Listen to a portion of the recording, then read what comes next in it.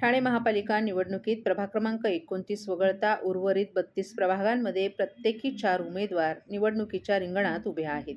प्रत्येकाला मतदान करायचं की एकाच उमेदवाराला मतदान करायचं असा विचार अनेक मतदारांच्या मनात आहे.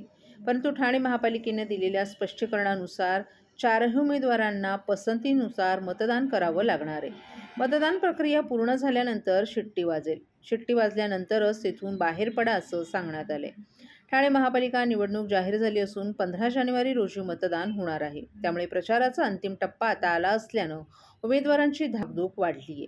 मात्र असं असलं तरी प्रचारास कमी दिवस मिळाल्यानं मतदान कसं करावं याबाबत उमेदवारांना त्यांच्या मतदारांना स्पष्टपणे सांगता आलं नाही. त्यामुळे नक्की 4 वेळा मतदान करावं की 1-2 वेळा असा प्रश्न मतदारांना पडला आहे. ठाणे महापालिका क्षेत्रातील एकूण 33 प्रभागांमध्ये विभाजन करण्यात आलं असून 131 नगरसेवकांच्या जागांसाठी निवडणूक होत आहे. प्रभाग क्रमांक 1 ते 28 आणि 30 ते 33 या एकूण 32 प्रभागात प्रत्येकी 4 जागांसाठी मतदान होणार असून प्रभाग क्रमांक 29 मध्ये 3 जागांसाठी मतदान होणार असल्याचं आयुक्त तथा निवडणूक अधिकारी सौरभ राव यांनी नमूद केले. मतदान इलेक्ट्रॉनिक मतदान यंत्रांच्या साहाय्याने घेण्यात येणार असून बॅलेट युनिटवर संबंधित प्रभागानुसार 3 किंवा 4 मतपत्रिका उपलब्ध असणार आहेत. प्रत्येक प्रभागातील जागांना अ, ब, क, ड अशी नावं देण्यात आली आहेत.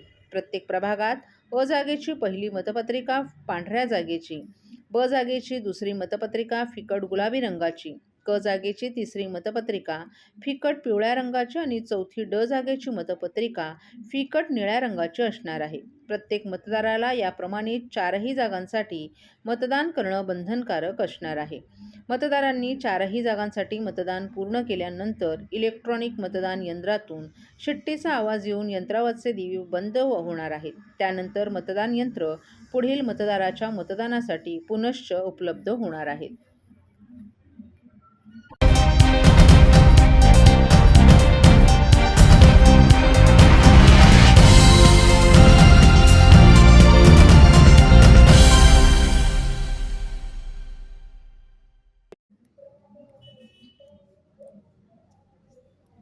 निवडणूक जाहीर झाल्यानंतर ठाण्यात महायुतीमध्ये आम्हाला योग्य जागा मिळाव्यात यासाठी प्रामाणिक प्रयत्न केले, परंतु वाटाघाटीत कमी जागा आमच्या वाट्याला येत होत्या.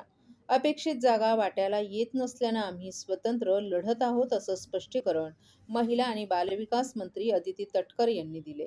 मंत्री अदिती तटकरे या रविवारी राष्ट्रवादी काँग्रेस अजित पवार पक्षाच्या ठाण्यातील उमेदवारांच्या प्रचारासाठी आल्या होत्या. त्यावेळी त्यांनी माध्यमांशी संवाद साधला. महायुतीच्या माध्यमातून या निवडणुका लढाव्यात असा राष्ट्रवादी काँग्रेसचा प्रयत्न होता. मात्र प्रत्येक पक्षाला संघटना वाढवायची असते. त्याचबरोबर प्रत्येक कार्यकर्त्याची इच्छा असते की आपण ही निवडणूक लढवावी. महायुतीत अपेक्षित अशा जागा राष्ट्रवादी काँग्रेस पक्षाला मिळत नव्हत्या.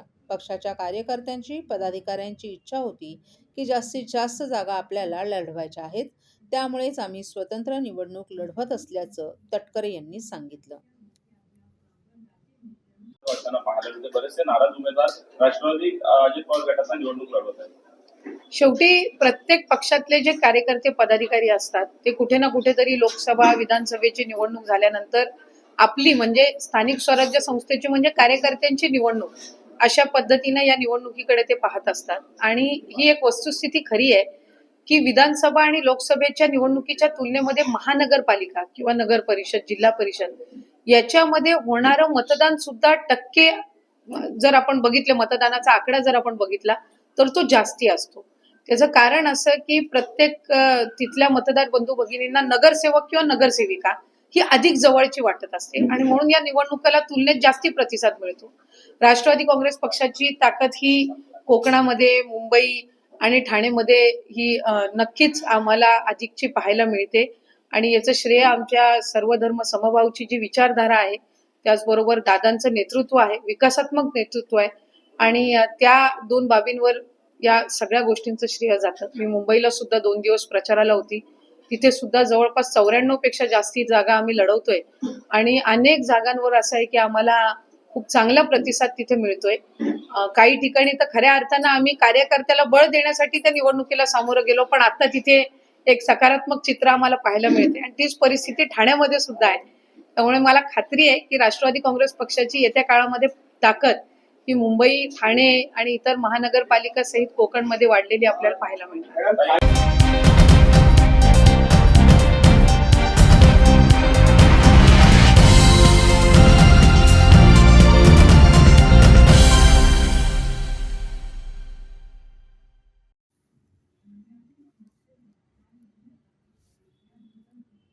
उपमुख्यमंत्री एकनाथ शिंदे यांनी रविवारी रात्री ठाणे महापालिका निवडणुकीच्या निमित्तानं महायुती उमेदवारांच्या प्रचारासाठी दुचाकी रॅली काढली होती. ठाणे महानगरपालिकेवर महायुतीचा भगवा फडकवा असं आवाहन त्यांनी प्रचारादरम्यान केलं आहे. तसंच पुढील काळातही विकासाची गती अधिक वाढवली जाईल असंही त्यांनी सांगितलं. ठाणे महापालिका निवडणुकीच्या पार्श्वभूमीवर उपमुख्यमंत्री एकनाथ शिंदे यांचा प्रचार दौरा आणि दुचाकी रॅली काढण्यात आली होती. यावेळी शिंदे गट आणि भाजपच्या कार्यकर्त्यांनी सहभाग घेतला. ठाणे शहराच्या सर्वांगीण विकासासाठी शिवसेना कटिबद्ध असल्याचं उपमुख्यमंत्री एकनाथ शिंदे यांनी सांगितलं. पायाभूत सुविधा, रस्ते, पाणी पुरवठा, वाहतूक व्यवस्था, आरोग्य आणि शिक्षण या सर्व क्षेत्रात ठोस कामं करण्यात आली असून पुढील काळातही विकासाची गती अधिक वाढवली जाईल असंही त्यांनी सांगितलं. ठाणेकरांनो, आगामी ठाणे महापालिका निवडणुकीत महायुतीच्या सर्व उमेदवारांना भरघोस मतं देऊन पालिकेवर पुन्हा भगवा फडकवा असंही त्यांनी सांगितलं. शिवसेनेच्या पाठीशी एकजुटीने उभे राहण्याचं आवाहन त्यांनी केलं. शहराचा विकास, सुरक्षितता आणि सुशासनासाठी शिवसेना सक्षम पर्याय असल्याचंही त्यांनी सांगितलं.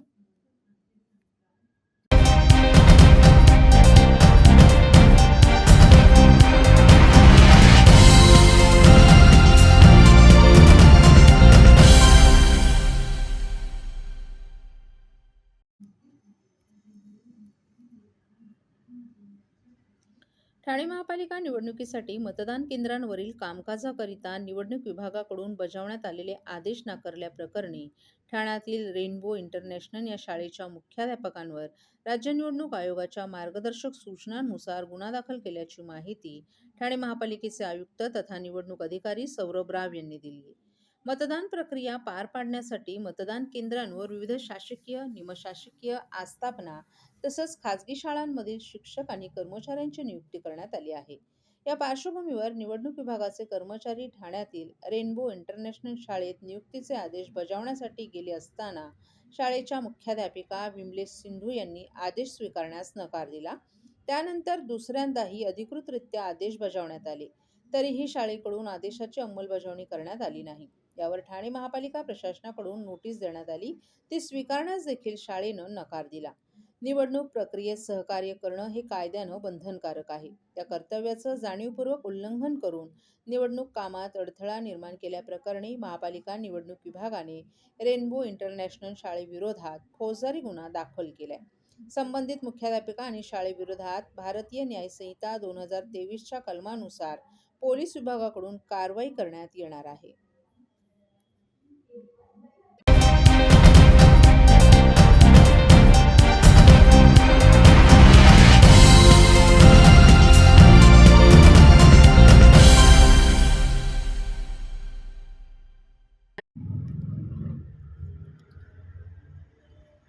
निवडणूक कामी कार्यरत असलेल्या आणि प्रत्यक्ष मतदानाच्या दिवशी मतदान केंद्रांवर काम करणाऱ्या सरकारी अधिकारी, कर्मचारी तसंच पोलीस यांना त्यांचा मतदानाचा अधिकार बजावता यावा यांनी टपाली मतदानाची सुविधा उपलब्ध करून दिली आहे.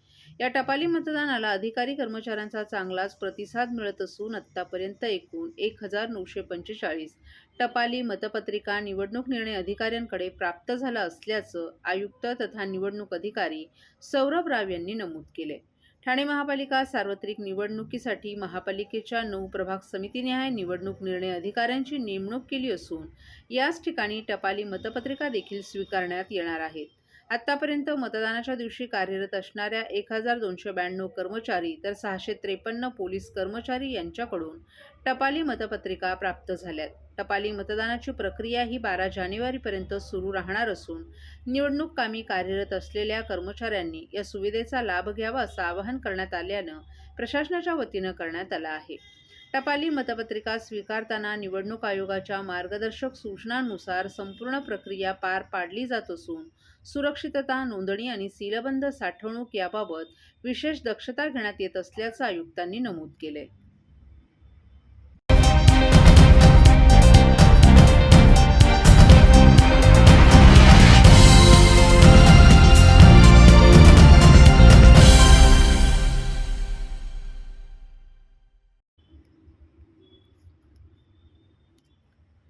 प्रत्येक पक्षाचं व्हिजन वेगळं असू शकतं, त्यामुळं भाजपने शहराबाबत त्यांचं व्हिजन सांगितले.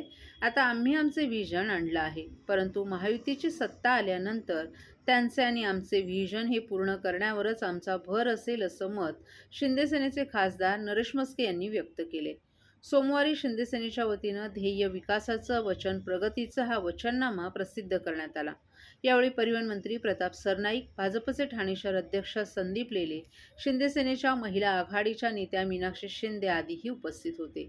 ठाणे शहराला पुढील 2 वर्षात सूर्या आणि BMC कडून अतिरिक्त पाणी उपलब्ध होणार आहे. त्यामुळे भविष्यातील पाण्याची तहान भागवली जाईल. तसंच घोडबंदर रस्ता प्रशस्त झाल्यानंतर येथील वाहतूक कोंडीही दूर होईल, असा विश्वास यावेळी परिवहन मंत्री प्रताप सरनाईक यांनी व्यक्त केलाय. वचननाम्यातील प्रमुख मुद्दे शहराचा ऐतिहासिक वारसा जपतानाच आधुनिक पायाभूत सुविधा, जलद वाहतूक व्यवस्था, पर्यावरण संवर्धन, दर्जेदार आरोग्य सेवा आणि मोठ्या प्रमाणावर रोजगार निर्मिती यांना प्राधान्य देण्यात आले. 660 मीटर उंच व्ह्यूइंग टॉवर आणि भव्य कन्व्हेन्शन सेंटर, पाणी पुरवठा आणि पर्यावरण संरक्षणावर विशेष लक्ष देण्यात आलं आहे. काळू धरण प्रकल्पाला गती तसंच डिसॅलिनेशन सारख्या पर्यायी जलस्रोतांचा विचार करण्यात आला आहे. शहरातील ग्रीन कव्हर 40% वरून 60% पर्यंत वाढवण्याचा मानस. संजय गांधी राष्ट्रीय उद्यानाच्या पायथ्याशी 28 किलोमीटर लांबीचा आनंद हरित पट्टा, ठाणे मध्यवर्ती कारागृहाचं स्थलांतर करून त्या ठिकाणी ऐतिहासिक संग्रहालय, कोपिनेश्वर मंदिरासह इतर प्राचीन मंदिरांचा जीर्णोद्धार करून धार्मिक, सांस्कृतिक आणि सामाजिक वारसा अधिक समृद्ध, वाहतूक आणि कनेक्टिव्हिटीच्या दृष्टीनं मेट्रोचं विस्तृत जाळं, गायमुख येथे सुपर स्पेशालिटी रुग्णालय, क्लस्टर विकास योजनेअंतर्गत आरोग्य केंद्र, अभ्यासिका, महिला बचत गटांसाठी सुविधा आणि हरित क्षेत्रांचा समावेश केला जाणार आहे. आरोग्य सेवा आणि पाळणाघर सुविधाही उपलब्ध करून दिल्या जाणार आहेत. गायमुख येथे 50 एकरवर आंतरराष्ट्रीय दर्जाचं क्रीडा संकुल, नवीन नाट्यगृह, टाउन पार्क, विज्ञान केंद्र, मत्स्यालय आणि सांस्कृतिक एरिना उभारण्याची ही योजना या आराखड्यात समाविष्ट आहे.